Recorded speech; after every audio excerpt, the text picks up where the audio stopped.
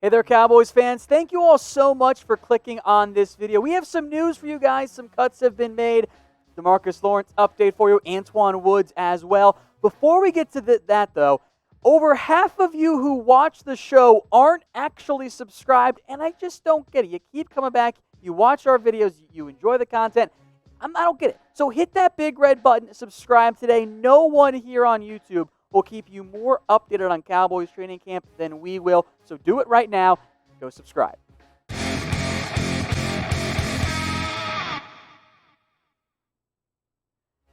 We begin with DeMarcus Lawrence. He is going to play this year for the Cowboys. He had vocally said he wanted to hear the NFL's plan, was considering opting out. His wife is due in the season, and he wants to make sure he doesn't miss that birth like he missed the birth of his first kid back when he was a rookie for the Cowboys. So he reported today for COVID testing and training camp as well. The whole process, once he gets the 3 negative tests, they'll be able to get in the facility and all of that.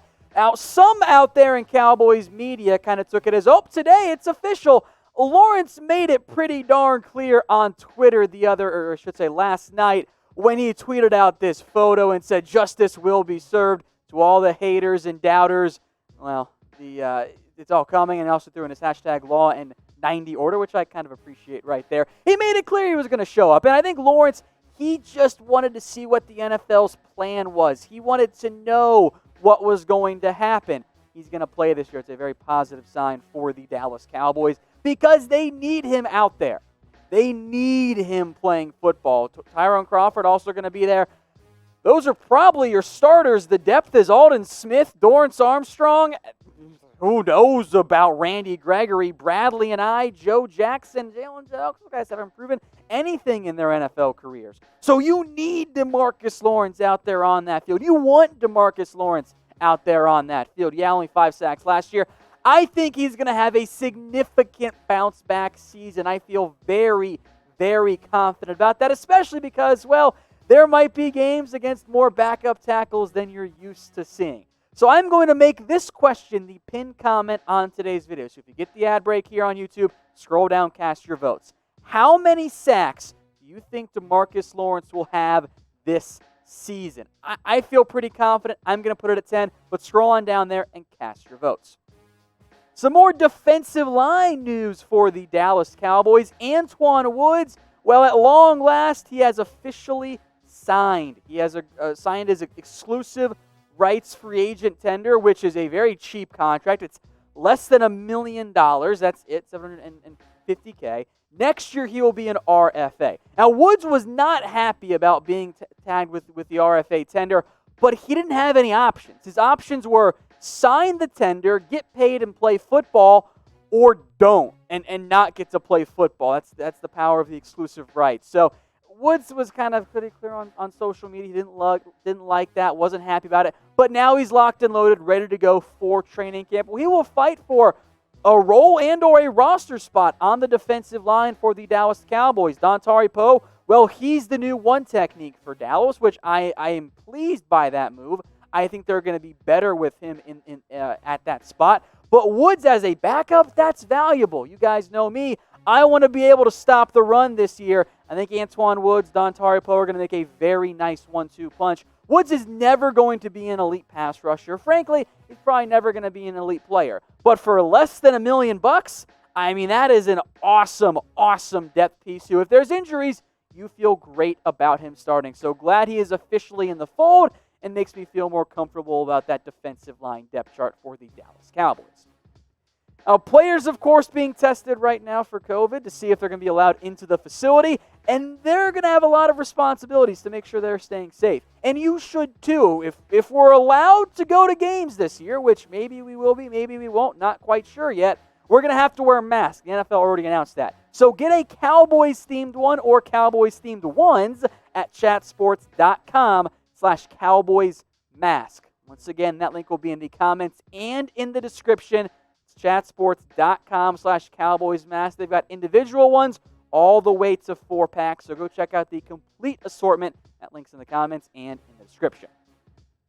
All right, some more opt-out news here for the Cowboys. Stephen Guidry, the undrafted free agent, becomes the second player to opt out. More on Maurice Canady here in just a second. Now, as it appears right now, as a UDFA, Guidry will not get that $150K payout that Canady is going to get. What happens here for Guidry is he gets to keep his $10,000 signing bonus, which was going to count against the Cowboys cap regardless, and the Cowboys keep his rights for next season, where he'll be able to return and compete for a roster spot. So money-wise, doesn't really do anything for the Cowboys, but it does provide a little bit more clarity as to where things sit in terms of the offense or the wide receiver battle. You've got, of course, Cooper, Gallup, and Lamb as your clear-cut big three, and Devin Smith and Cedric Wilson and Ventel Bryant and Noah Brown, all those guys are going to battle for a role. Jon'Vea Johnson, of course, still on the COVID-19 list. Once he's cleared, he'll be in that mix as well. But for this year,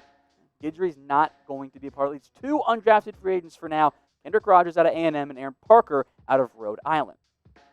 Now, the other opt-out came last night. Maurice Canady, the cornerback the Cowboys signed in free agency to a one-year deal. There is some significant cap movement and salary cap impact with this particular move.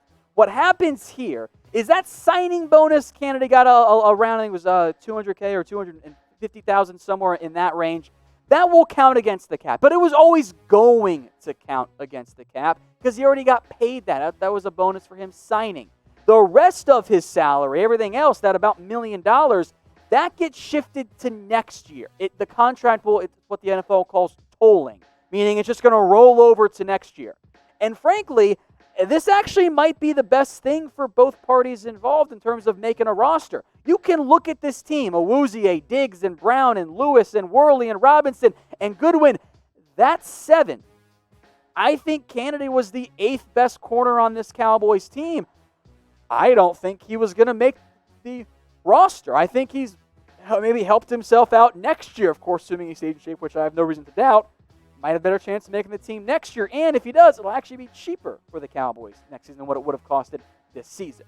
Now, are you upset that players are opting out? Type Y for yes, type N for no. The two players the Cowboys have lost so far, not really a big deal. Other players, or other teams, of course, have lost more notable players. Now, I get it. Look, if a player wants to opt out, that is fine, probably within his rights, and it's not really going to cause a negative impact on the salary cap side. So I think we're all upset about the situation the NFL is currently in, but I don't think we'd be that upset with the players. But cast your votes for me.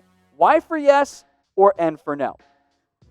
Now, the Cowboys do at some point during camp have to get down to the 80-man roster limit. They can wait till mid-August once the pad goes on if they split things up, but they have made some cuts today. First up is Jordan Chunn, actually released with a non-football injury designation. He was briefly on the roster last season and then was put back on the practice squad. So with Chunn no longer on the team, here is where things stand at the running back / fullback depth chart for the Dallas Cowboys. Of course, you've got Zeke and you've got Tony Pollard. You might see a battle, less than I think you would have seen, though, with a normal preseason and training camp and all that, between Jamiz Olawale and Shewa Olanalua. If the Cowboys do carry a third non-fullback, it's a two-person race right now.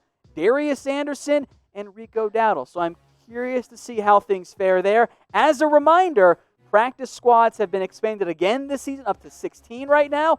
Maybe you see one or both of those guys making it for the Cowboys. The other cut that we know of so far, and I suspect we'll see more in the very near future, Garrett Marino was released with a non-football illness designation. I don't know yet what the illness actually was. I don't think you can put him on COVID if that's what he has. So I don't think that's the case. But he's been cut here, which if you include the two opt-outs and you include not having to have Jon'Vea Johnson, you're getting closer and closer to that 80-man limit. Marino's release, not a huge surprise. I didn't think he was going to make this team. Older player, I don't mind him too much, but the issue is for him, he wasn't going to beat out McCoy or Poe or Gallimore or Woods, and not Tristan Hill either. You weren't going to carry 6 defensive linemen, so his only hope was to be a practice squad player. His release, of course, clearly eliminates that as an option for the Dallas Cowboys. So those are the 2 releases so far. Stay tuned, maybe later today, maybe tomorrow, but in the near future, you will see more cuts coming here, and we at the Cowboys Report will break down what it means for Dallas and everything else that you need to know around your favorite NFL team.